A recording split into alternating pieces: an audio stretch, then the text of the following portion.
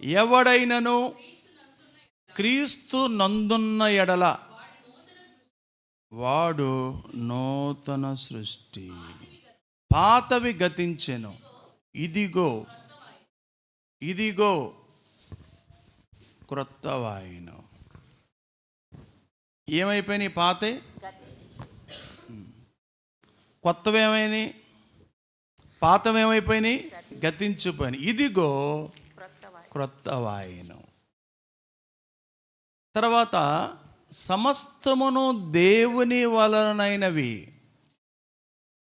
ఆయన మనలను క్రీస్తు ద్వారా తనతో సమాధానపరుచుకొని ఆ సమాధానపరచు పరిచర్యను మనకు అనుగ్రహించాడు.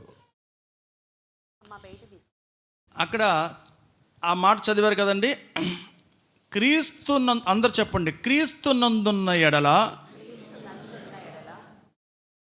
నేను నూతన సృష్టి. చెప్పండి ఆ మాట, నేను నూతన సృష్టి. ఓకే, ఎవడైతే క్రీస్తు ఉంటాడో వాడు నూతన సృష్టి అంట.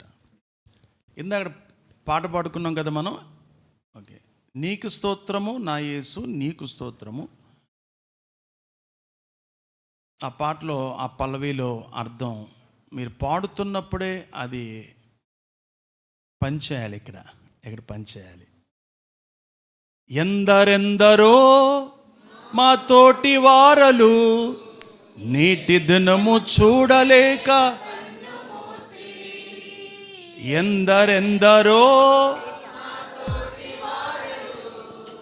నీటి దినము చూడలేక. ఆగండి.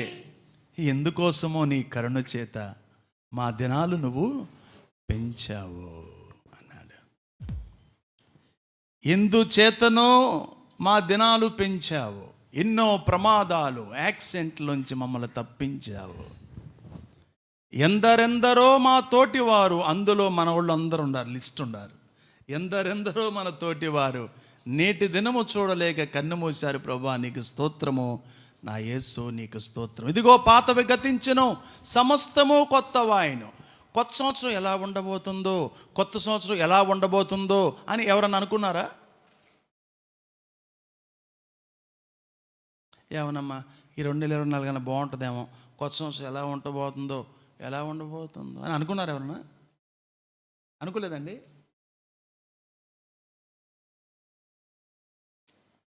కొంతమంది అనుకుంటారు, అమ్మ వచ్చే సంవత్సరం అన్నా ఏమన్నా బాగుంటుందేమో, 2024 కన్నా బాగుంటుందేమో అని ప్రార్థన కూడా చేసేవాళ్ళు ఉన్నారు. క్యాలెండర్ కాదు, క్యారెక్టర్ మార్పు, నూతన సృష్టి. హల్లెలూయా. పాతదైపోయింది పాత సంవత్సరం, కొత్త సంవత్సరం వచ్చింది. ఇప్పుడు పిల్లలు స్టూడెంట్స్ చాలా తక్కువ మంది ఉన్నారు కదా. స్టూడెంట్స్ చాలా తక్కువ మంది ఉన్నారు. మనకి సెలవులు ఇచ్చేసిన తర్వాత స్కూల్స్ కాలేజీలు ఎప్పుడు తెరుస్తారు? జూన్లో, జూలైలోనో. Yes or no? అప్పుడు స్కూల్ నుంచి మెసేజ్ వస్తుంది. అప్పుడు వెళ్ళిపోతారు అందరూ. ఎక్కడికంటే మా మనవరాలకి స్కూల్కి బుక్స్ కొంటాకి వెళ్ళామండే, మా అబ్బాయికి బుక్స్ కొంటాకి వెళ్ళాం అంటారు. ఏం బుక్స్ అయ్యి? కొత్త పుస్తకాలంటే అబ్బాయి యమా ఇష్టం అనమాట పిల్లలకి కదా. నాకు కూడా బాగా ఇష్టం. అట్లా బాగా వేసేవాడిని నేను. అట్లా బాగా వేసి స్టిక్కర్లు అంటించి పేర్లు రాసేవాడిని. ఇక రాను ఏమైంది? ఆ కొత్త పుస్తకాల మీద పరీక్ష రాసి బస్సులో నుంచి వచ్చేటప్పుడు ముక్కలు చేసి బస్సుల్లో నుంచి ఇస్తారే, ఇక అది పాతది అయిపోయింది. అది చిరాకు వచ్చింది దాని మీద. ఆడికి కొత్త పుస్తకాలు కొనుక్కోవడానికి ఉత్సాహం. అవునా కాదా? అవునా కాదా? మీరు అమాయకంగా చూడదు. ఆ పాత పుస్తకాలు అయిపోగానే కాటాకి వేయటమో, ఐసోడికి వేయటమో, ఈయన పొట్టోడికి వేయటమో, లేకపోతే ఎవరికైనా ఇచ్చేయటమో, ముక్కలు చింపేసి. ఎందుకు అలా ఇస్తుతారు బస్సులో నుంచి వచ్చేవాళ్ళు? ఇండైరెక్ట్గా చెప్పండి. అన్నీ నేను చెప్పినా? మరి మీరు చెప్పట్లేదుగా, ఇప్పుడున్న జనరేషన్ చెప్పట్లా. అయిపోయిందిరా బాబు ఈ సంవత్సరం చదువు, సెలవులు వచ్చేసినాయి, పరీక్షలు అయిపోయినాయి, అంతా రాయేసాము, ఇక ఈ బరువు తగ్గిపోయింది మొత్తం కూడా. కనీసం ఉల్లిపాయలు కొత్తాయి కదరా. ఉల్లిపాయ కంటే మాకు ముందు ఎసరటం ముఖ్యం. పాతవి గతించెను, సమస్తము క్రొత్తవాయెను. దేవుడు కూడా కొత్తవి చూడాలనుకుంటా అంట. దేవుడు కొత్తది చేయాలనుకుంటా అంట. కొత్త వాగ్దానాలు ఇవ్వాలనుకుంటా అంట. కొత్త మార్పు చూడాలనుకుంటా అంట దేవుడు కూడా. ఆ వాక్య భాగాలు మన అందరికీ తెలుసు, అయినా కానీ మనం చూడాలి. దేవుడు కూడా కొత్త వాగ్దానాలు ఇవ్వాలనుకుంటాడు మనకి. కొత్త వ్యక్తులుగా చూడాలనుకుంటా అంట. కొత్త మార్పు చూడాలనుకుంటా అంట. కొత్త బట్టలు ఇంట్లో ఉన్నప్పుడు వేసుకునే వరకు ఎంత కంగారో కదా. పాత బట్టలు ఎవరు పట్టించుకోరు. అవి వేసుకో, అందు వద్దులేమ్మ, పాత అమ్మ, టైట్ అయిపోయినాయమ్మ. కొత్త అంటే నువ్వు కొత్తగా కనిపించాలి. ఒక వ్యక్తి కొత్తగా కనిపిస్తున్నాడు. ఒక వ్యక్తి కొత్తగా కనిపిస్తున్నాడు. ఇప్పుడు ఎవరైనా కొత్త బట్టలు వేసుకొని డిఫరెంట్గా హెయిర్ స్టైల్ పెట్టుకొని చక్కగా అలంకరించుకొని వచ్చారనుకో, ఏంటి వాళ్ళ కొద్ది స్పెషల్గా ఉండవు అంటారు. ఏంటి వాళ్ళ కొద్దిగా తేడాగా ఉన్నావు, ఇవాళ ఏంటి కొద్దిగా స్పెషల్గా ఉన్నావు, ఇవాళ ఏంటి అందంగా ఉన్నావు అని అంటారా? ఎందుకని? కలర్ఫుల్ శారీ కట్టుకోనో, లేదా కలర్ఫుల్ బట్టలు వేసుకోనో, లేదా ముఖానికి కొద్దిగా అలంకరణ చేసుకోనో, ఇలా చేసుకుంటే స్పెషల్గా కనిపిస్తున్నప్పుడు, స్పెషల్గా కొత్తగా. దేవుడు కూడా మనలో కొత్త మార్పు చూడాలని దేవుడు ఎప్పుడు ఎదురు చూస్తూ ఉంటాడంట. గమనించండి. చూద్దామా? గబగబా వాక్య భాగాన్ని మనం చూద్దాం. యెషయా గ్రంథం 43వ అధ్యాయము, యెషయా గ్రంథము 43వ అధ్యాయము 19వ వచనం చూడండి. అన్నీ నన్నే చెప్పామన్నారు పూర్ణ గారు. ఇదిగో యెషయా గ్రంథం 43వ అధ్యాయము 19వ వచనంలో దేవుడు చెప్తున్నాడు, యెషయా ప్రవక్త ద్వారా మాట్లాడుతున్నాడు. ఇదిగో ఒక నేను ఏమన్నాడు? ఏ క్రియ? దేవుడు అంటున్నాడు, ఇదిగో నూతన క్రియ చేస్తా నేను, ఇప్పుడే అది మొలచును. అది ఆలోచించరా? దేవుడు పై రూపాన్ని చూస్తాడా, అంతరంగాన్ని చూస్తాడా? అంతరంగాన్ని చూస్తాడు. ఈ కొత్త బట్టలు వేసుకున్నాం, మళ్ళీ తీసేస్తాం. ఈ క్యాలెండర్ తీసి పారేస్తాం. ఎన్ని క్యాలెండర్లు తగిలించుకుంటాం? డేట్ మారింది, కానీ క్యారెక్టర్ మారాలి అని దేవుడు చూస్తున్నాడు. మార్పు రావాలి, మనస్సు మారాలి. ఇక్కడ మనం గమనిస్తే అసలే కొత్తది అందరికీ ఇష్టం కాబట్టి కొత్తదనం మనలో కనిపించాలి. ఇక్కడ చూడండి, నూతన క్రియను నేను మీకు చేస్తాను అంటే దేవుడు కొత్త విషయాలను మన కొరకు సిద్ధపరుస్తున్నాడు. దేవుడు కొత్త వాటిని దాచుంచాడు తగిన సమయం ఇవ్వడానికి. కొంతమంది గిఫ్ట్లు ఇవ్వడానికి ఏం చేస్తారు? దాచిపెడతారు. భార్యకి మిడ్ నైట్ 12 గంటలకి లేపి పుట్టినరోజు. ఈ మధ్య అర్ధరాత్రి మిడ్ నైట్లు చేసుకుంటున్నారుగా. ఈ ట్రెండ్ మారిపోయింది. నువ్వు ఎప్పుడు పుట్టావరా నువ్వు అంటే, నేను తెల్లవారుజామున 4ంటికి పుట్టుకాను. 4ంటికి చేసుకున్నావు అంటే కేక్ కట్ చేసామంటే అర్థం ఉంది. 12 దారిన తర్వాత అసలు నిద్రబాని ఇవ్వట్లేదే. ఇదో ఒక గోల ఎక్కువైపోయింది. ట్రెండ్లు మారిపోయింది. చూడండి, రెండోది యెహెజ్కేలు గ్రంథం చూడండి. యెహెజ్కేలు గ్రంథం 36వ అధ్యాయము 26వ వచనం. 36వ అధ్యాయము 26వ వచనం. రావట్లేదా? యెహెజ్కేలు గ్రంథం. నూతన హృదయం నీకు ఇస్తా. అమ్మా, నీకు నూతన స్వభావం ఇస్తాను. నీ స్వభావం ఇప్పుడు మంచిది కాదు. నీది రాతి గుండె, నీకు మాంసపు గుండెని ఇస్తాను. ఎంతమందికి ఇష్టం ఈ కొటేషన్? ఎంతమందికి ఇష్టం ఈ యొక్క వాగ్దానం? మళ్ళీ చదవమ్మా. నూతన హృదయాన్ని మీకు ఇస్తాను, నూతన స్వభావాన్ని మీకు ఇస్తాను, రాతి గుండె తీసేస్తాను. హల్లెలూయా చెప్పండి. నిద్రపోతున్న వాళ్ళు అందరూ చెప్పండి. దేవుడు చూసారా, నూతన క్రియ చేస్తాడంట. నేను కోరుకున్నా, అయ్యా ఈ 2024లో షాలోమ్ ఎవాంజలికల్ ఫెలోషిప్లో నూతన క్రియలు జరగాలి, నూతన పనులు చేయాలి, నూతనంగా. అంటే నేను అందుకే మీకు ఎప్పుడు చెప్పలా, మనము పిల్లలు గీకేసారు, రంగులు వేసుకోవాలి, తర్వాత ఈ సీలింగ్ ఆ మూల ఏంటో పగుళ్ళు వచ్చినాయి అమ్మ, సీలింగ్ పని జరిగిపోద్ది. అది దానికోసం ప్రార్థన చేయకూడదు. మన ఇల్లు ఎలా శుభ్రపరచుకుంటామో, సున్నాలు వేసుకుంటాం, రంగులు, అది వేరు. పూర్ణ గారు, నూతన క్రియ జరగాలి. నూతన క్రియ అంటే నూతన దేవుని కొరకు నూతన పని చేయాలి. నూతనవి సిద్ధపరిచాడు ఆయన. నూతన హృదయాన్ని మీకు ఇస్తాను, మీది రాతి గుండె హృదయము. నేను మీకు తీసివేస్తాను. అంటే దేవుడు కొత్త వాటిని కోరుకుంటున్నాడని మనం అర్థం చేసుకోవాలి.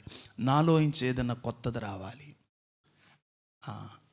నా మాట కొత్తగా ఉంది, నా పాట కొత్తగా ఉంది, నా సాక్ష్యం కొత్తగా ఉంది, నా క్రియలు కొత్తగా ఉండే. సర్లే కానీ అందరు వెళ్ళిపోయారు. ఏంటా ఊడుస్తుంది, అమ్మో ఏంటిది కళా నిజమా, నా కళ్ళు తిరిగిపోతున్నాయి, ఏంటి ఊడుతుందా, ఎప్పుడు ఓడవలేదా, అస్సలు ఓడవలా. ఏంటమ్మా ఇప్పుడు ఎందుకు ఉడుతున్నా అంటే, దేవుడు గత రాత్రి 31 రైట్ నాతో మాట్లాడాడయ్యా, నేను రోడ్డు దాడుతుంటే గుర్తేసేది, నన్ను చచ్చిపోయేదాన్ని తీర్మానం చేసుకున్నాను.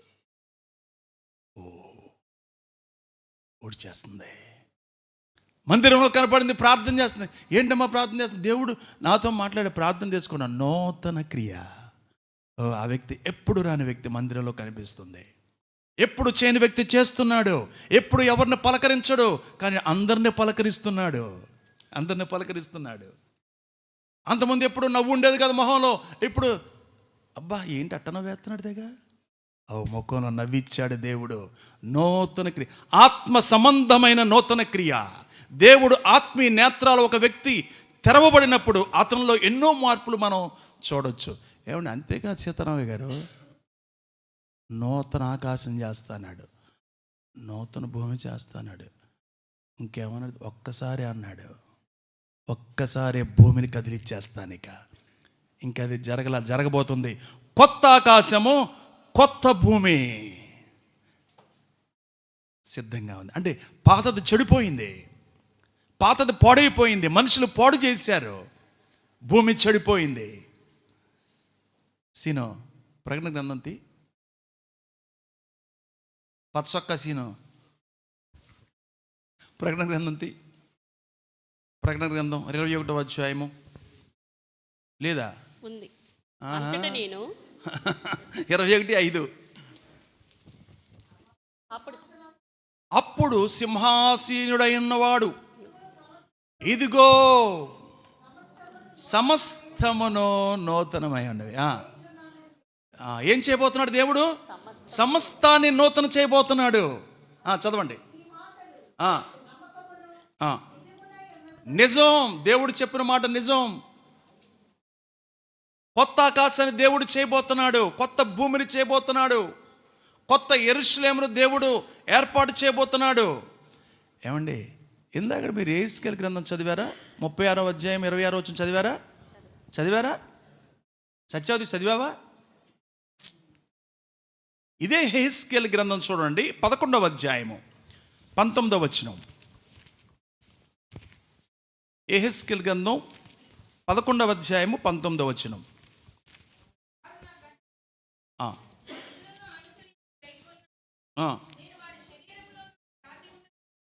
తీసివేసి ఇచ్చి కలగజేసి. హల్లెలూయా చెప్పండి. ఏ ఆత్మ? ఏ ఆత్మ? ఏ ఆత్మ?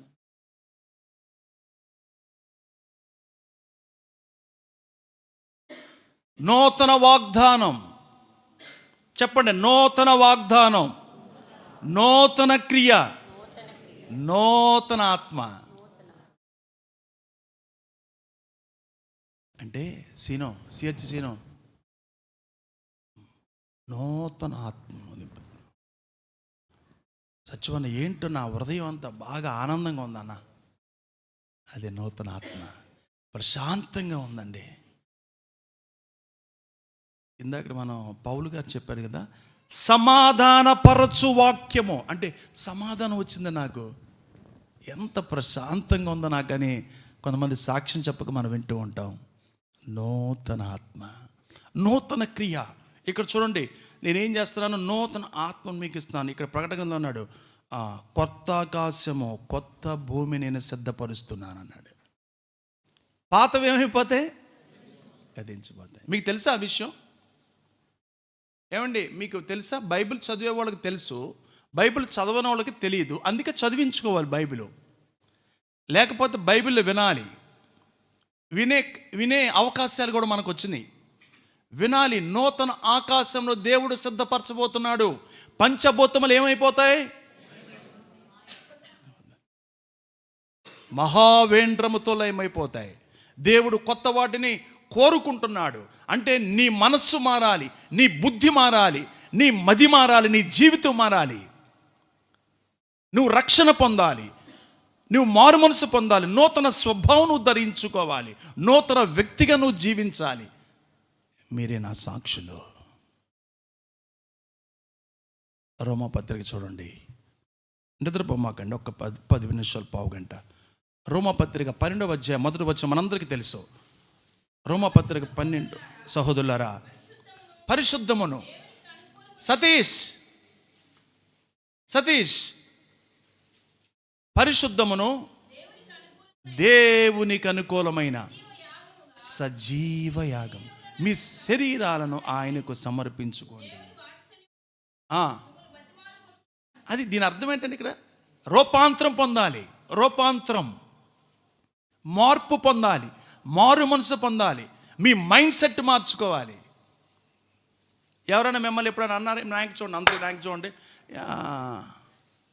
నీ గురించి ఎవరన్నా ఎవరి దగ్గర వాళ్ళ మైండ్ సెట్ సరిగ్గా మంచిది కాదని అన్నారా? నా గురించి మీ దగ్గర ఎవరన్నా అన్నారా? మీ గురించి నా దగ్గర ఎవరన్నా అనుంటారు కదా, అన్నారు. నా దగ్గర చాలామంది అన్నారు మీ గురించి. మీరంటే మీరు కాదు, మీలాంటి వాళ్ళ మైండ్ సెట్ మంచిది కాదండి. మదిలో మార్పు రావాలి. ఇక్కడ అదే చెప్తున్నాను అన్నమాట. అంటే ఇక్కడ రూపాంతర అనుభవం కావాలి. అది దేవుడు ఎదురు చూస్తున్నాడు మనలోంచి. దేవుడు అది ఎదురు చూస్తున్నాడు. అది దేవుడు మనలోంచి ఆ మార్పు కోరుకుంటున్నాడు. ఇంకా మనం ముందుకు వెళ్ళిపోదాం. తీతు పత్రిక చూడండి. తీతు పత్రిక 3వ అధ్యాయము 15వ వచనం. మనం అంతా కూడా దీని గురించి మాట్లాడుకోండి. ఎవడైనా క్రీస్తునందున్న ఎడల వాడు నూతన సృష్టి, పాతవి గతించిన, ఇదిగో క్రొత్తవాయెను. 5వ వచనం.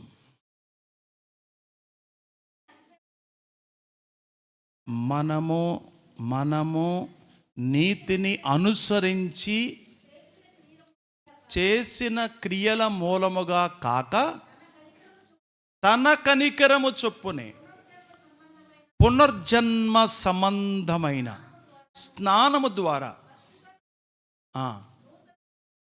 అందరూ చెప్పండి, నూతన స్వభావం.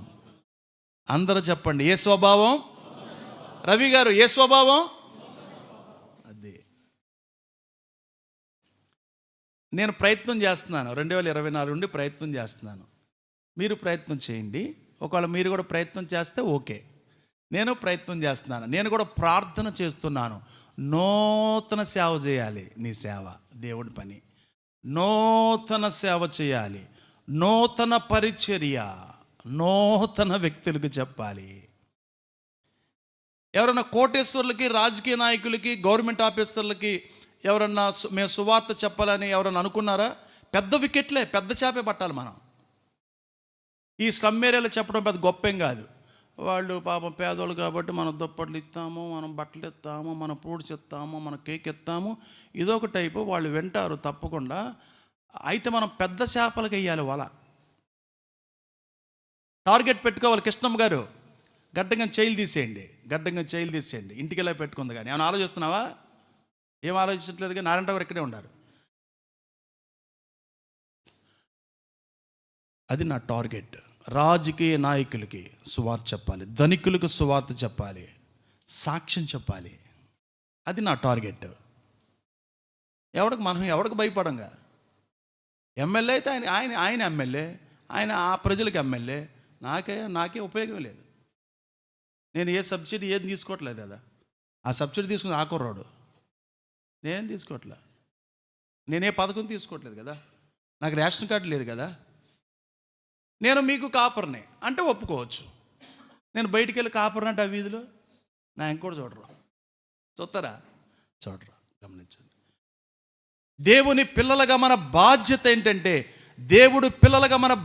ఏంటంటే, మనము ప్రార్థన చేయాలి. మనకు ఆ జీలు ఉండాలి, మనకి ఆ గురి ఉండాలి. నేను కూడా చెప్పాలి, నేను కూడా మాట్లాడాలి. ఆ తృష్ణ, ఆ కోరిక, ఆ తపన మనకు కనుగొండాలి. నూతన పరిచర్యను దేవుడు మనకిస్తాడు, తప్పకుండా ఇస్తాడు. Don't worry. ఇదే చెప్తున్నాడు అనమాట. తీతు పత్రికలో చూస్తున్నాడు అనమాట, నూతన స్వభావం. హబక్కూకు గ్రంథం 3వ అధ్యాయం చూడండి, 5వ వచనం. హబక్కూకు గ్రంథము, చిన్న ప్రవక్తల్లో హబక్కూకు గ్రంథము 3వ అధ్యాయము 5వ వచనం.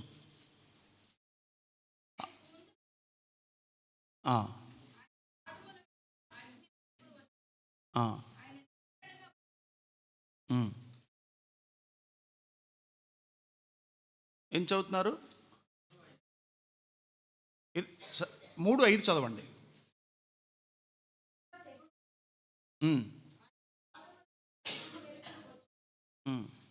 మాట్లాడకండి.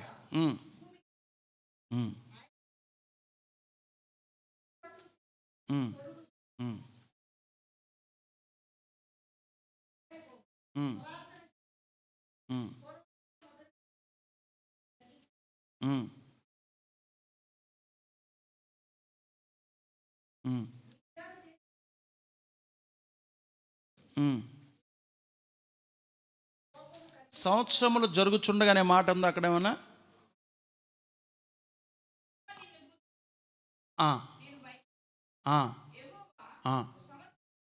ఆ మాట కోసం అని చదువు. సంవత్సరములు యెహోవా ఎన్న 2వ వచనం అది. ఓకే, 2వ వచనం 3:2. యెహోవా సంవత్సరములు జరుగుచుండగా, హల్లెలూయా, నీ కార్యము నూతనము చేయి నాలో. అయ్యా సంవత్సరాలు అయిపోతున్నాయి అయ్యా. 22 వెళ్ళిపోయింది, 20లో కరోనా వచ్చింది, 21 వచ్చింది, ఉంటామో లేమో అనుకున్నాము, 22 వచ్చింది, 23 వచ్చింది, ఇంకేం వచ్చింది, 24 వచ్చింది. సంవత్సరాలు గడిచిపోతున్నాయి. వయసు పెరిగిపోతుంది, గడ్డం తెల్లబడిపోతుంది, జుట్టు రాలిపోతుంది, మధ్యలో రౌండ్ వచ్చేస్తుంది. అయ్యా ఎంత రంగేసినా కుదరట్లేదయ్యా, ఏదో ఒక చోట తెల్లగా కనబడుతుంది.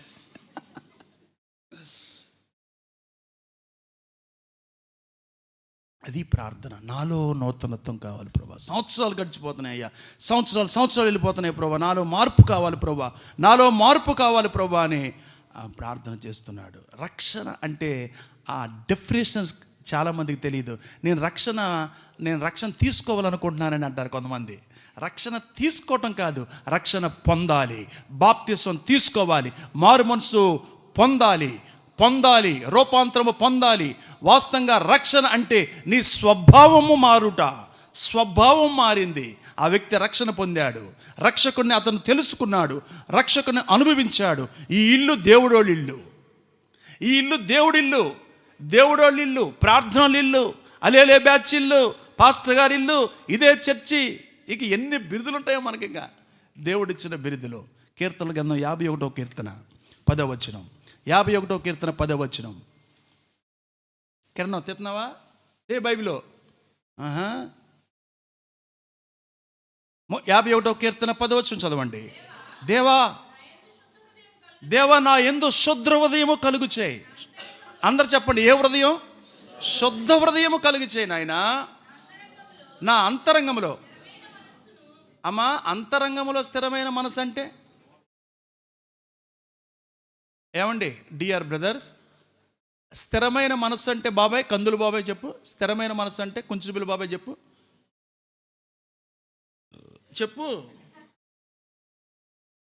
పిన్ని. స్థిరమైన మనసు అంటే అస్థిరము కానిది. అయ్యా నాకు స్థిరత్వం లేదు ప్రభువా అని ప్రార్థన చేయాలి. స్థిరత్వం లేనప్పుడు మనం ఏం చేయాలి? ప్రార్థన చేయాలి. ఇక్కడ అస్థిరులు అంటే స్థిరత్వము లేనివారు, అస్థిరులు.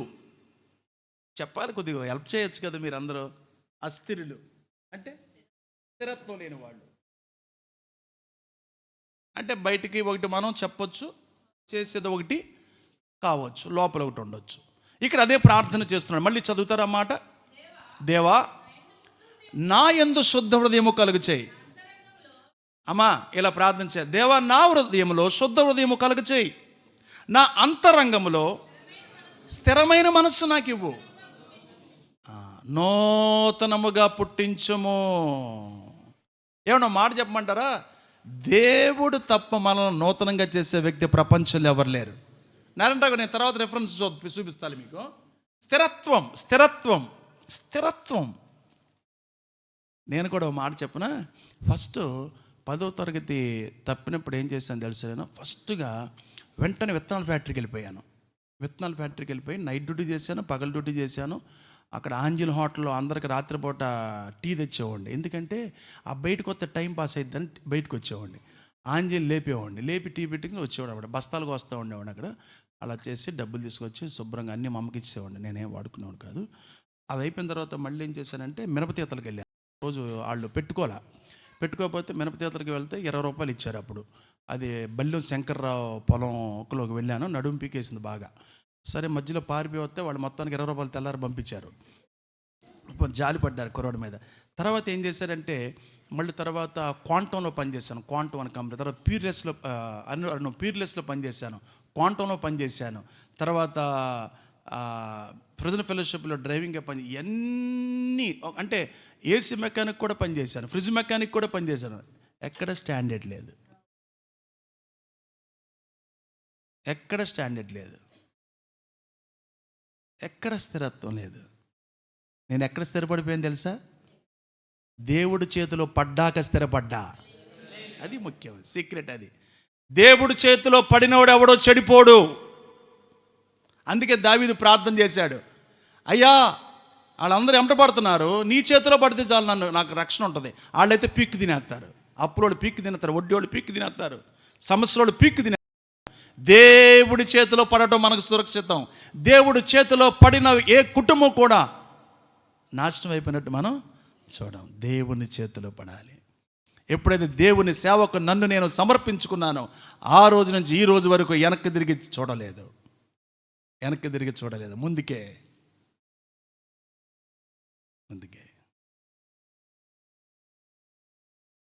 ప్రజలు మనల్ని గమనిస్తున్నారు, వీధిలో వాళ్ళు గమనిస్తున్నారు, సంఘం గమనిస్తుంది. మనలో మార్పు రావాలని. దేవుడు చూస్తున్నాడు. నూతన క్రియ చేయబోతున్నాను వీళ్ళ సంఘములో. ఈ సంఘానికి ఒక నూతన కార్యము నేను చేయబోతున్నాను, నూతన వాగ్దానం నేను ఇవ్వబోతున్నాను, నూతన క్రియ చేయబోతున్నాను, నా సేవకుని నూతనంగా వాడుకోబోతున్నాను అని దేవుడే కోరుకున్నాడంట. దేవుడే కోరుకున్నాడు. ఫిలిప్పీ పత్రిక చూడండి. ఫిలిప్పీలకు రాసిన పత్రిక 1వ అధ్యాయము 3వ వచనం. ఇంకొక 2 రిఫరెన్స్లు 3 రిఫరెన్స్ చూసి ముగిచ్చేసుకుందాం. 1వ అధ్యాయం 9వ వచనం. తమ్ముడు కోటేశ్వరరావు.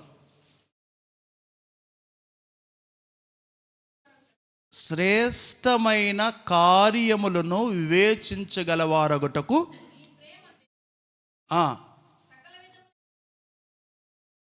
కూడినదై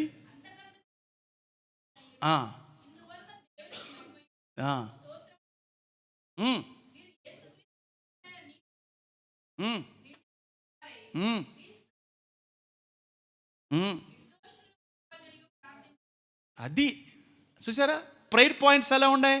కడుపులు నొప్పండి కాదండి, జీతం పెరగాలండి కాదండి, ఇవి కాదండి ప్రార్థన అంశాలు.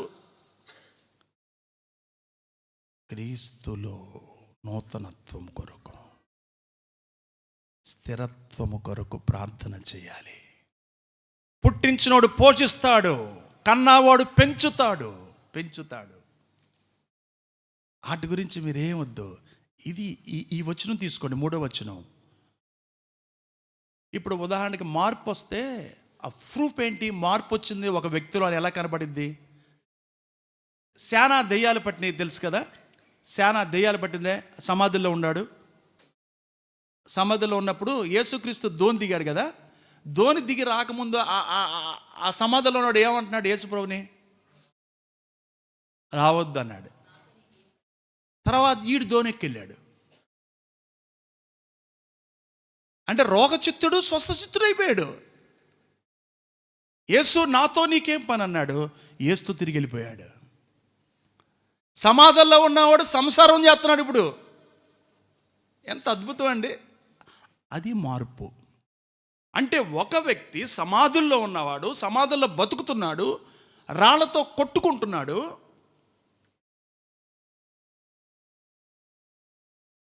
అంకిత రాళ్లతో కొట్టుకుంటున్నాడు, గాయాలు చేసుకుంటున్నాడు. వెలుగు దిగింది, వెలుగు పడవలోంచి వచ్చింది. దిగంగానే వద్దు, నువ్వు వద్దు, నువ్వు వద్దు అన్నాడు. ఆ ఒక్క మాట చదువుదామా? 5వ అధ్యాయం మార్కు సువార్త 15వ వచనం మాత్రమే చదవాలి. కోటేశ్వరమ్మ గారు 5వ అధ్యాయం 15వ వచనం చదవండి. ఎందుకు పలకరిస్తున్నానా?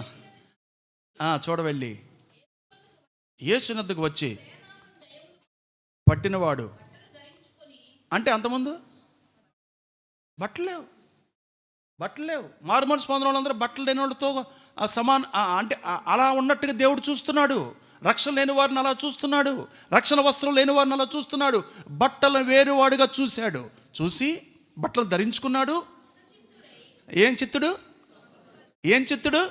స్వస్థ చిత్తుడు. అంటే చిత్తం మారింది.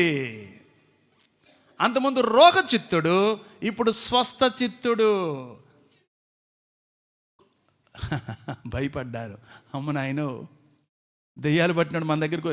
ఎవరన్నా దెయ్యాలు పట్టినాడు ఎవరన్నా వదిలిచ్చామనుకో, తర్వాత మీ పక్కన వచ్చి కూర్చున్నారనుకో వాళ్ళు, ఇక మీరెక్కడ ప్రార్థన అయ్యే వరకు పాస్టర్ గారు అమ్మ దెయ్యం పట్టాడు ఎప్పుడు అందించారు కుమారి? మీరు వదిలిచ్చారు ఎప్పుడన్నా? మీరు వదిలించలేము. భయం వేస్తుంది కదా. చూడండి, ఆడు బట్టలు కట్టుకొని ఉన్నాడంట, వచ్చి కూర్చుండటం చూశారంట. చదవండి. స్వస్థచిత్తుడయ్యాడు. చూచి భయపడ్డారు. 18వ వచనం చదవండి. 18.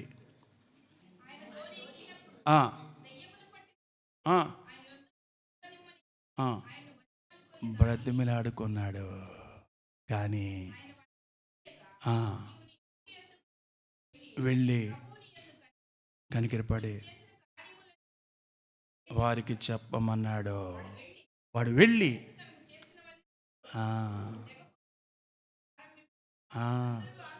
హల్లెలూయా. ఇదండి మార్పు అంటే, ఇదండి మారు మనసు అంటే, ఇదండి నూతన క్రియ అంటే, ఇదండి మార్పు అంటే, ఇదండి కొత్తదంటే, ఇదండి కొత్త సంవత్సరం అంటే, ఇదండి క్యారెక్టర్ అంటే, ఇదండి స్వస్థ చిత్తుడు. సత్యవతి స్వస్థ చిత్తుడయ్యాడు. నువ్వు నీ భర్త కోసం ప్రార్థన చేయి, స్వస్థ చిత్తుడు అవ్వాలి. నువ్వు ఆలోచిస్తున్నావు, ఇక్కడ వాక్యం వింటూనే ఆలోచిస్తున్నావు. అక్కడికి వెళ్ళిపోయావు, ఇంటికి వెళ్ళిపోయావు. చాలామంది వెళ్ళిపోతున్నారు చూస్తున్నాను, అందుకే వీళ్ళందరూ పేర్లు పలకరిస్తున్నా. మనసు మారింది. చూడండి, పాము కూడా కొసం విడుస్తుంది కదండి. పాము కూడా కొసం విడుస్తూ ఉంటుంది. అది విడుస్తూ ఉంటుంది, సంవత్సరానికి చాలాసార్లు విడుస్తూ ఉంటుంది. కానీ విషం పోద్దా? కాదు. అలా మనం ఉండకూడదు. అలా పైకి మనం మంచిలా కనబడతాం, పాస్టర్ గారికి గోతులు తీయకూడదు. అలా మంచిగా కనబడి విశ్వాసంగా గోతులు తీయకూడదు. అలాగే తోటి విశ్వాసులకు గోతులు తీయకూడదు, తోటి పాస్టర్కి గోతులు తీయకూడదు. ఈ 4 గ్రామాల్లో మా పాస్టర్కి బాగా ప్రేమ పెరిగిపోయింది ఈ మధ్య. పీరని పుట్టాక పాస్టర్లకు ప్రేమలు పెరిగిపోయింది బాగా, పీరని పుట్టాక. మంచిదేగా. నేను మొన్న ఏం చెప్పాను, మనం అంతా రివర్స్గా ఉంటాం కదా. జాగ్రత్త, బాగా ప్రేమించుకుంటారు, మంచిదే అని చెప్పాను. బాగా ప్రేమించుకుంటున్నారు. మొదటి మీటింగ్ అయింది మొన్నే. అందరూ మాట్లాడిన తర్వాత నాకు ఆఖరిలో ఇస్తాడు అధ్యక్షుడు, నేను చైర్మన్ కాబట్టి ఆఖరిలో ఇస్తారు. గుడ్, లవ్ పెరుగుతుంది, మంచిదే. పాస్టర్లో లవ్ పెరుగుతుంది, పాస్టర్లో లవ్ పెరుగుతుంది, సూపర్. కానీ అంతవరకు మీ ప్రేమ నిలిచి ఉండాలి అని చెప్పాను వాళ్ళకి. అంతవరకు సహించువాడెవడో వాడే రక్షింపబడతాడు. అది శాశ్వతమైనది. 133వ కీర్తన జరగాలి అని చెప్పాను వాళ్ళకి.